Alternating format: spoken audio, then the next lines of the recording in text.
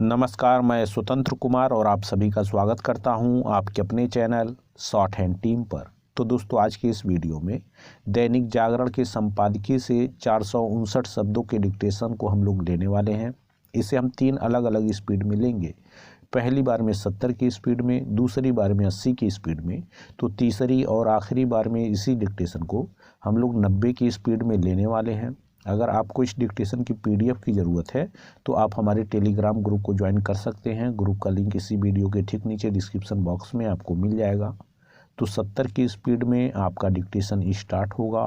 5 second के बाद तब तक के लिए आप रेडी रहें।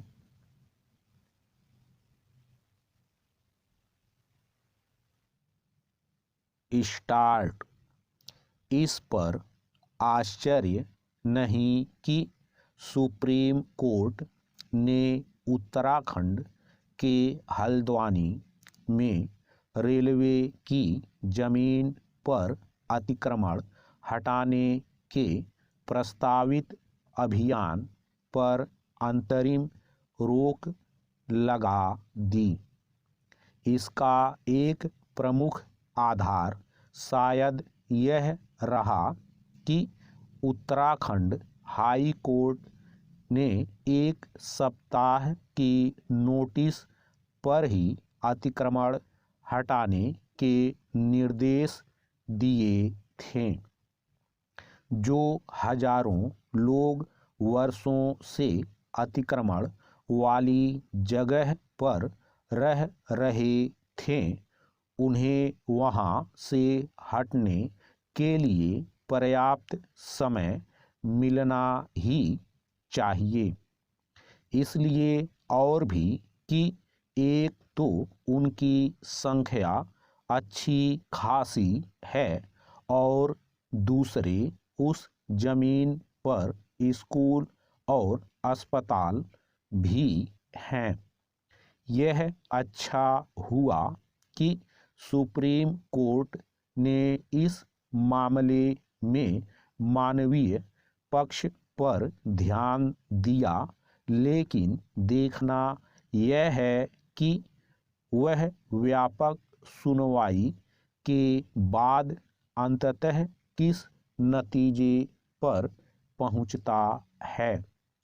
उस पर इसलिए देश भर की निगाहें होंगी क्योंकि उसका फैसला नज़ीर बनेगा। इसकी अनदेखी नहीं की जा सकती कि जैसे हल्द्वानी में रेलवे की जमीन पर अतिक्रमण कर वहां पक्के भवन बना लिए गए, उसी तरह की स्थिति देश के अन्य हिस्सों में भी है।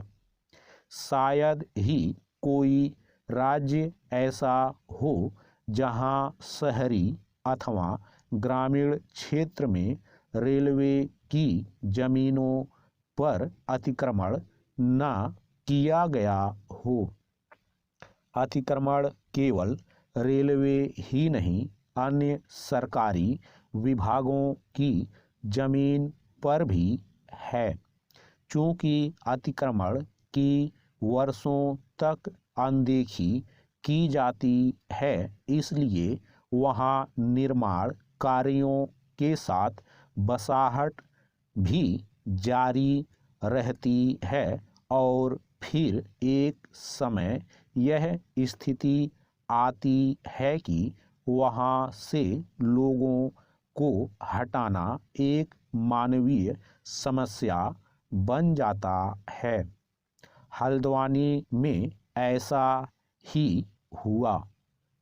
पैरा सरकारी जमीनों पर से अतिक्रमण हटाने के मामले में मानवीय पहलू पर ध्यान दिया ही जाना चाहिए, लेकिन ऐसा कुछ भी नहीं होना चाहिए जिससे अतिक्रमण को बल मिले। यदि सरकारी जमीनों पर अतिक्रमण की मानवीय आधार पर अनदेखी कर दी जाएगी तो फिर अतिक्रमण और बेलगाम होगा। इतना ही नहीं, इससे विकास के कई महत्वपूर्ण काम भी रुक जाएंगे। रेलवे का विस्तार समय की मांग है, लेकिन वह तभी संभव है जब उसकी जमीनों पर से अवैध कब्जे हटें। ये कब्जे इसलिए भी हटने चाहिए क्योंकि कई बार उसकी जमीनों और खासकर रेल पटरियों के बिल्कुल निकट किया जाने वाला अतिक्रमण रेलों के सुरक्षित संचालन में बाधा बनता है। जैसे यह समझना कठिन है कि रेलवे और अन्य सरकारी विभाग अपनी जमीनों पर अतिक्रमण की अनदेखी क्यों करते रहते हैं, वैसे ही यह भी कि कभी उन लोगों को जवाबदेह क्यों नहीं ठहराया जाता जो सरकारी जमीनों पर कब्जा होने देते हैं। प्रायः ऐसे कब्जे सरकारी विभागों की अनदेखी और कभी-कभी तो उनकी सहमति और मदद से भी होते हैं। क्या यह विचित्र नहीं कि हल्द्वानी में रेलवे की जिस जमीन पर अतिक्रमण हुआ वहाँ बिजली पानी की सुविधा प्रदान किए जाने के साथ ही सरकारी अस्पताल और स्कूल भी बना दिए गए थे। यह तो अंधेर गर्दी है। स्टॉप। दोस्तों, इसी डिक्टेशन को दूसरी बार में हम लोग 80 की स्पीड में लेंगे और आपका समय स्टार्ट होगा 5 सेकंड के बाद। तब तक के लिए आप रेडी रहें।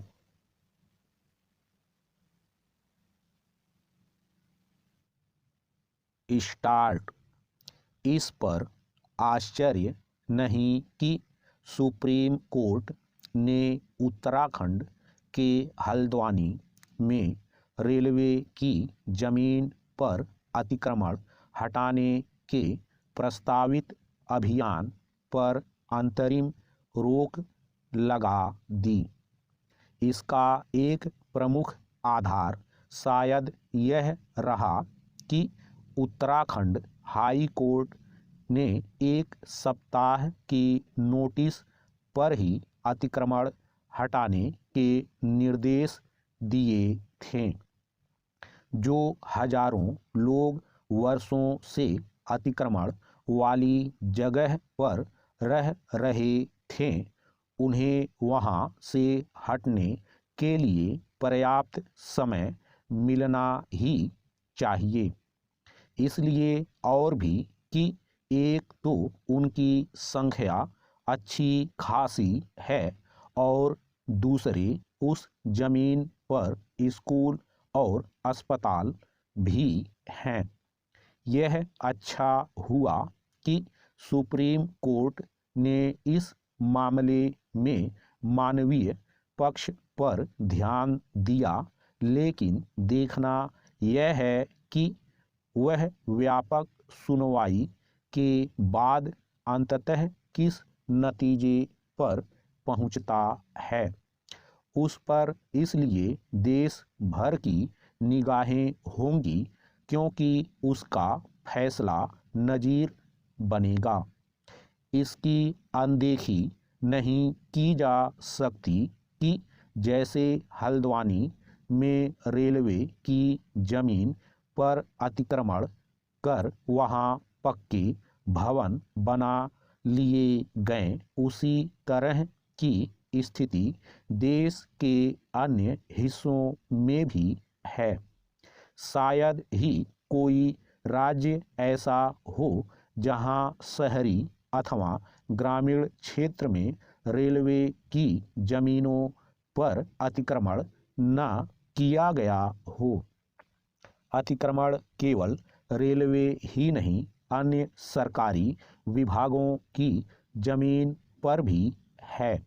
चूंकि अतिक्रमण की वर्षों तक अनदेखी की जाती है, इसलिए वहां निर्माण कार्यों के साथ बसाहट भी जारी रहती है और फिर एक समय यह स्थिति आती है कि वहां से लोगों को हटाना एक मानवीय समस्या बन जाता है।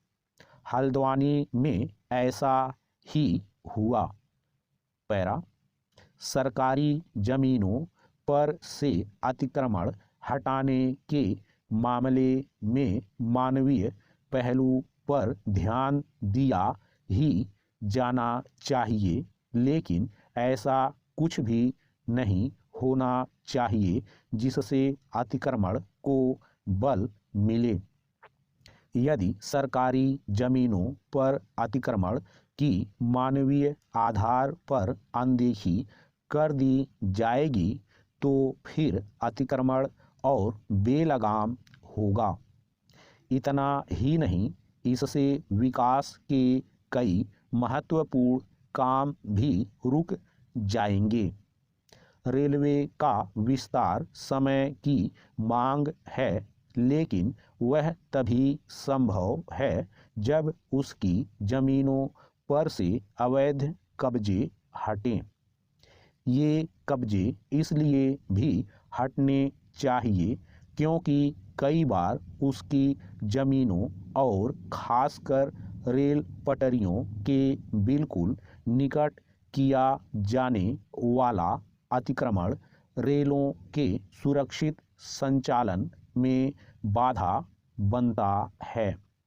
जैसे यह समझना कठिन है कि रेलवे और अन्य सरकारी विभाग अपनी जमीनों पर अतिक्रमण की अनदेखी क्यों करते रहते हैं, वैसे ही यह भी कि कभी उन लोगों को जवाबदेह क्यों नहीं ठहराया जाता जो सरकारी जमीनों पर कब्जा होने देते हैं।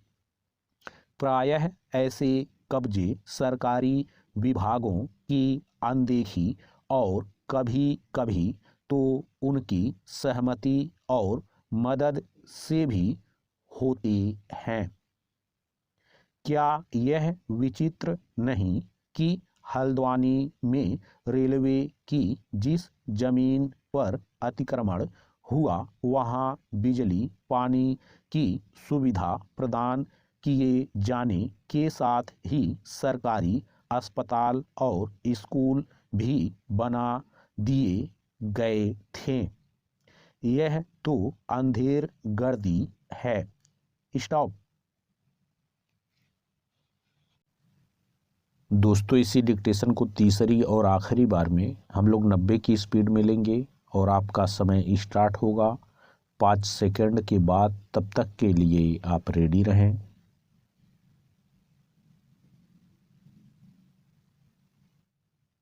स्टार्ट। इस पर आश्चर्य नहीं कि सुप्रीम कोर्ट ने उत्तराखंड के हल्द्वानी में रेलवे की जमीन पर अतिक्रमण हटाने के प्रस्तावित अभियान पर अंतरिम रोक लगा दी। इसका एक प्रमुख आधार शायद यह रहा कि उत्तराखंड हाई कोर्ट ने 1 सप्ताह की नोटिस पर ही अतिक्रमण हटाने के निर्देश दिए थे। जो हजारों लोग वर्षों से अतिक्रमण वाली जगह पर रह रहे थे, उन्हें वहां से हटने के लिए पर्याप्त समय मिलना ही चाहिए। इसलिए और भी कि एक तो उनकी संख्या अच्छी खासी है और दूसरे उस जमीन पर स्कूल और अस्पताल भी हैं। यह अच्छा हुआ कि सुप्रीम कोर्ट ने इस मामले में मानवीय पक्ष पर ध्यान दिया, लेकिन देखना यह है कि वह व्यापक सुनवाई के बाद अंततः किस नतीजे पर पहुंचता है। उस पर इसलिए देश भर की निगाहें होंगी क्योंकि उसका फैसला नज़ीर बनेगा। इसकी अनदेखी नहीं की जा सकती कि जैसे हल्द्वानी में रेलवे की जमीन पर अतिक्रमण कर वहां पक्के भवन बना लिए गए, उसी तरह की स्थिति देश के अन्य हिस्सों में भी है। शायद ही कोई राज्य ऐसा हो जहां शहरी अथवा ग्रामीण क्षेत्र में रेलवे की जमीनों पर अतिक्रमण न किया गया हो। अतिक्रमण केवल रेलवे ही नहीं, अन्य सरकारी विभागों की जमीन पर भी है। चूंकि अतिक्रमण की वर्षों तक अनदेखी की जाती है, इसलिए वहां निर्माण कार्यों के साथ बसाहट भी जारी रहती है और फिर एक समय यह स्थिति आती है कि वहां से लोगों को हटाना एक मानवीय समस्या बन जाता है। हल्द्वानी में ऐसा ही हुआ। पैरा सरकारी जमीनों पर से अतिक्रमण हटाने के मामले में मानवीय पहलू पर ध्यान दिया ही जाना चाहिए, लेकिन ऐसा कुछ भी नहीं होना चाहिए जिससे अतिक्रमण को बल मिले। यदि सरकारी जमीनों पर अतिक्रमण की मानवीय आधार पर अनदेखी कर दी जाएगी तो फिर अतिक्रमण और बेलगाम होगा। इतना ही नहीं, इससे विकास के कई महत्वपूर्ण काम भी रुक जाएंगे। रेलवे का विस्तार समय की मांग है, लेकिन वह तभी संभव है जब उसकी जमीनों पर से अवैध कब्जे हटें। ये कब्जे इसलिए भी हटने चाहिए क्योंकि कई बार उसकी जमीनों और खासकर रेल पटरियों के बिल्कुल निकट किया जाने वाला अतिक्रमण रेलों के सुरक्षित संचालन में बाधा बनता है। जैसे यह समझना कठिन है कि रेलवे और अन्य सरकारी विभाग अपनी जमीनों पर अतिक्रमण की अनदेखी क्यों करते रहते हैं, वैसे ही यह भी कि कभी उन लोगों को जवाबदेह क्यों नहीं ठहराया जाता जो सरकारी जमीनों पर कब्जा होने देते हैं। प्रायः ऐसे कब्जे सरकारी विभागों की अनदेखी और कभी कभी तो उनकी सहमति और मदद से भी होते हैं। क्या यह विचित्र नहीं कि हल्द्वानी में रेलवे की जिस जमीन पर अतिक्रमण हुआ वहां बिजली पानी की सुविधा प्रदान किए जाने के साथ ही सरकारी अस्पताल और स्कूल भी बना दिए गए थे। यह तो अंधेर गर्दी है। स्टॉप।